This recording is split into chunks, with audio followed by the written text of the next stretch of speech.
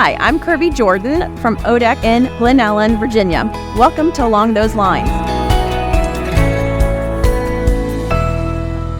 Hi, everyone. This is a podcast about electric cooperatives, the work they do, and the challenges they face. I'm your host, Molly Christian. For over 60 years, NRECA International has helped bring electricity to unserved or underserved parts of the world, drawing on lessons learned from the U.S. electrification story. The organization has provided power access to more than 220 million people across the globe and helped establish over 250 electric utilities and electric co-ops in 54 countries. Despite those strides, hundreds of millions remain without electricity, and those communities are some of the hardest to reach. Today, we'll hear from NRECA International's new Senior Vice President, Kate Steele, on how the organization is staying true to its mission and what her vision is going forward. She'll also give thoughts on how co-ops and others can support this vital work. Kate joined NRECA International in September, bringing deep experience in the global energy access space. Kate, welcome to the podcast. Thanks for coming on. Thanks, Molly. It's good to be here. So tell us about your journey to NRECA International and what your road was leading up to this job. Well, I've worked in energy access for more than 20 years now, so I won't go through the full story. I think that might take a bit too much time. But basically first got interested in energy access as a global problem when I was working as a volunteer teacher in Kenya right after I finished college. And happened to be a time that there was a lot of problems with the power supply, even in Nairobi, in the city where I was. But I started really digging into the electrification situation in Kenya at that time. Fewer than 5% of people in rural areas had access to electricity. And from there is actually where I first heard about NRECA and the history of the U.S. electrification story, because I had grown up in the U.S. and no one I knew didn't have access to electricity, even in pretty remote areas. And so I was looking at what had happened in the U.S., what had been the rollout of the electric cooperatives, and started looking at all the different ways that you could bring electrification globally. But then throughout my career, I've gone back and forth between public and private institutions. I was at World Bank and then Google and then USA Power Africa. And then the past 7 years, I've been running a company called NIFIO that does financing energy access. But I really feel like NRECA International brings together a lot of these different pieces. Obviously, it's worked really closely with public sector, but also with the private sector model. And I really just like the connection to the U.S. electrification story, as well as this feeling that we're really just trying to not leave anyone behind, make sure we get to universal access at the same motivation that was there in the U.S. And what is your vision for NRECA International, and why is its mission unique? What do you kind of see leading into the future? So I think my vision for the space overall is universal access to electricity. I think that's the goal overall. And I think that NRECA International is uniquely positioned to really get to that last mile. That we've now got over 90% of the world has access to electricity, which is a phenomenal achievement. But it means that there's still, depending on how you count, 600, 700 million people without access to electricity, some of them in the most remote areas of the world. And I feel like that's where NRECA International really thrives, because that was the situation when you looked at the U.S. farms in the 1930s. They were really remote, difficult to reach, uneconomic in some cases for a utility to go there. So I think that there's a unique capability that NRECA International brings to actually reach that last mile. And what do you see as the priorities as you settle into this job? What is your vision for what's next? Really accelerating two pieces of the electrification story that I think if you look at how countries have brought electricity access globally, it's always a bit of a slow start and then this really rapid ramp up, like what happened in the US, but this is the same anywhere. And then you have this really long tail of trying to reach those last households.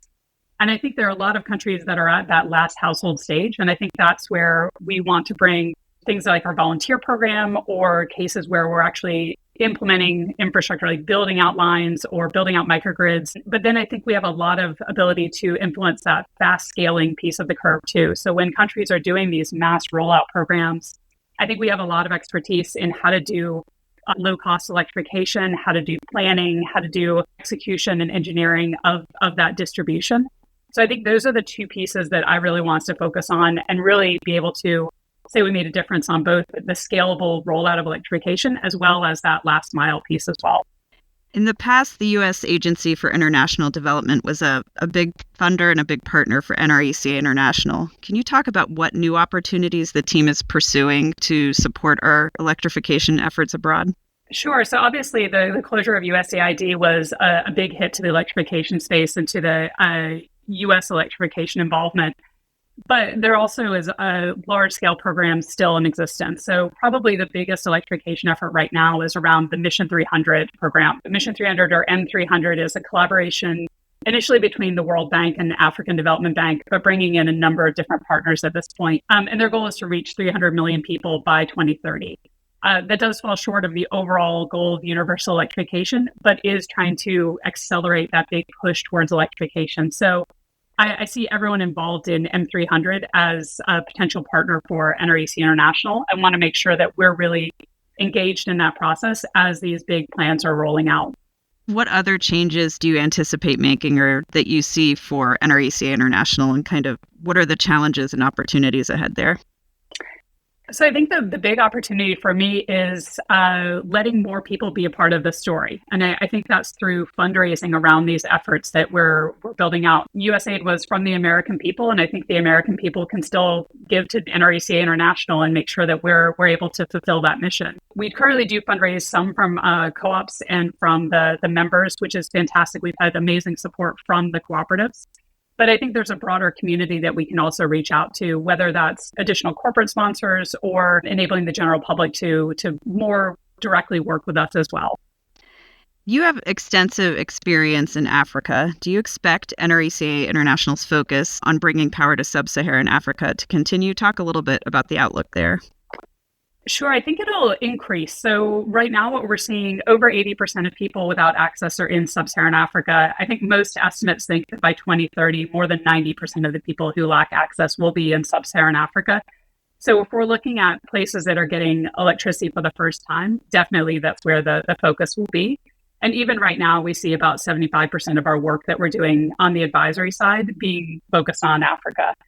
That doesn't mean that we'll be exclusively there. I think there's a lot of work for us to still be doing more on the performance side, working with utilities to ensure that power is not just available, but reliable and affordable. And we continue to do that work in other markets, as well as reaching those last mile connections, even though there are a lot of countries that have greater than 90% access to electricity. That doesn't mean that there's not tens of thousands or hundreds of thousands of households still remaining to be reached.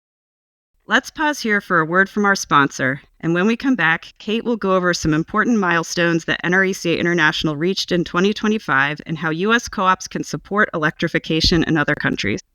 NRECA's Along Those Lines podcast is supported by NRECA Power Exchange. This premier event offers cooperative leaders from across the country the opportunity to connect, learn, and help shape the industry's future. Join us March 6th through 11th in Nashville, Tennessee, as co-ops rise to meet the moment. Through visionary keynotes, strategic sessions, governance, and peer collaboration, Power Exchange equips leaders to tackle challenges, seize opportunities, and serve their communities.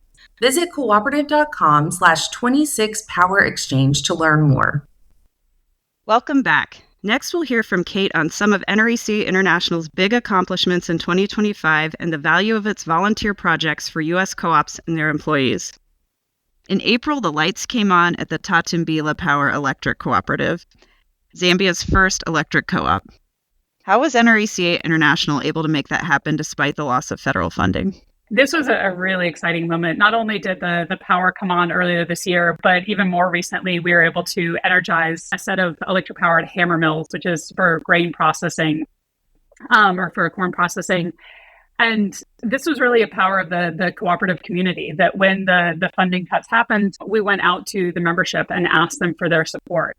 And we're able to raise enough funds to be able to continue that project. So I think it's fantastic that it happened, but it really just shows the power of the community that we have at NRECA.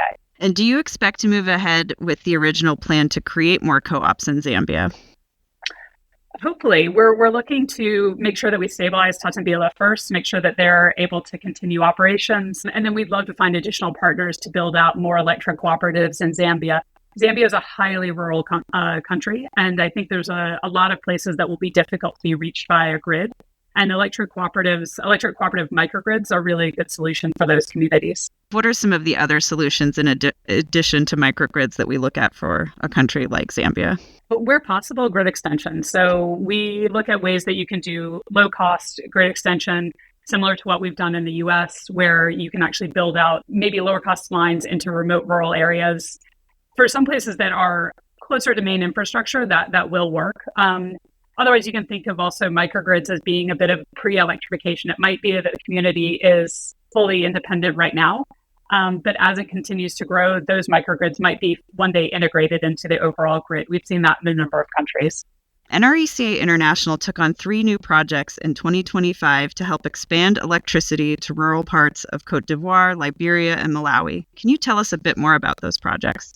Sure. So what's mostly exciting about these projects, they will bring new electricity access to people in all 3 countries, but this is one of our first partnerships with what's called the M300 Accelerator. So this is a program it's funded by the Rockefeller Foundation, and works closely with World Bank and African Development Bank to help accelerate those projects under the M300 initiative. So this is, again, where NRECA International is able to get involved in this new overall partnership to bring electricity access, and one that we hope to continue to build on in 2026 and beyond.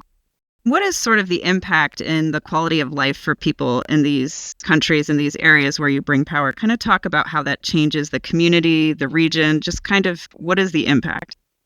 I think this is one of the things that I really don't have to explain to cooperative members, because I think people who are in electric cooperatives are just a couple generations away from when the lights came on. So I think a lot of the listeners will know very intimately what is the power of that. I think it touches on every aspect of life, whether that's being able to do school studying at home with lights on for reading, whether that's having a light on when you get up early to do work on the farm, and whether that's electricity for basic comfort or for cooking. It really impacts every aspect of life. So I think for these communities, it's transformational.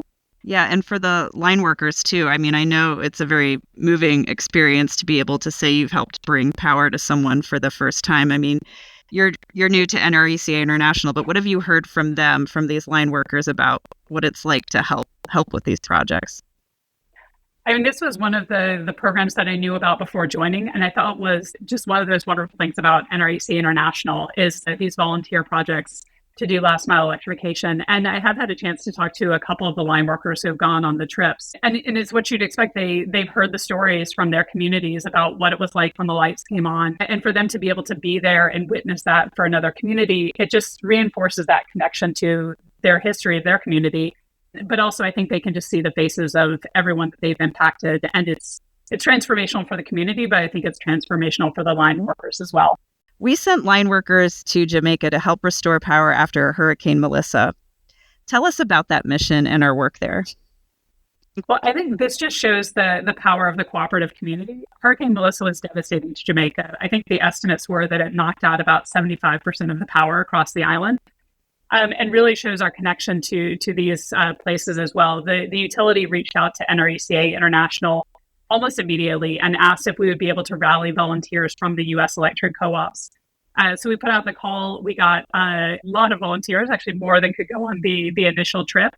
We were able to send 11 linesmen down for December 1st to 19th, and they were doing power restoration across a number of communities. And this is really hard work. It's tough conditions. A lot of the services were off in the areas where they were working. But I think it's to be able to see the community when the lights came back on, when a lot of the electricity had been off for several weeks at that point. So I don't know that it's as transformational as the first access, but I think being able to have that impact on the communities and get them back up and running is a fantastic experience for everyone, and really happy that we could help out Jamaica. Do you expect volunteer trips to continue to other countries such as Guatemala? Talk about our volunteer projects in other places. Absolutely. I think those trips and those volunteer programs are such an essential connection between the U.S. cooperative story and the goal of universal access to electricity. So we are continuing to send groups in 2026 to Guatemala. I think we have a multi-year waiting list of groups that want to continue to do that. we also are looking to diversify, to look for other communities. It is tough to pick where else works as far as logistics of getting line workers there, identifying which communities we can work with. But the goal would be to expand not only the locations of where we would do those trips, but also the types of employees that from the cooperatives that can participate. I think it's, as I said before, I think it's transformative for the line workers to be able to do that work. And we'd love for more people in the cooperative community to be able to have that experience. That's great. And what other ways can co-ops help with NRECA International's work? I mean, obviously there's the volunteer program, but what other ways, whether it's fundraising or just raising awareness, what else can co-ops do? I mean, I think you hit on the main two, that I think awareness, I think making sure that everyone knows that NRECA International has been really a part of the global electrification story. When we look at the history of NRECA International, by our estimate, which I think is probably undercounting, we've been involved in bringing electricity access to more than 200 million people. And some of those were large cooperative development programs, and some of it's been small projects that connected community by community.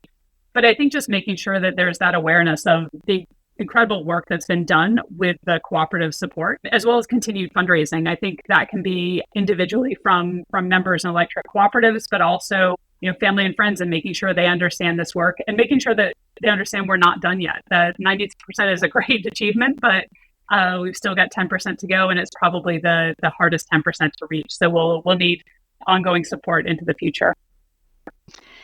And just a fun question, Kate, what has been your favorite part of being at NRECA International so far? What has surprised you the most?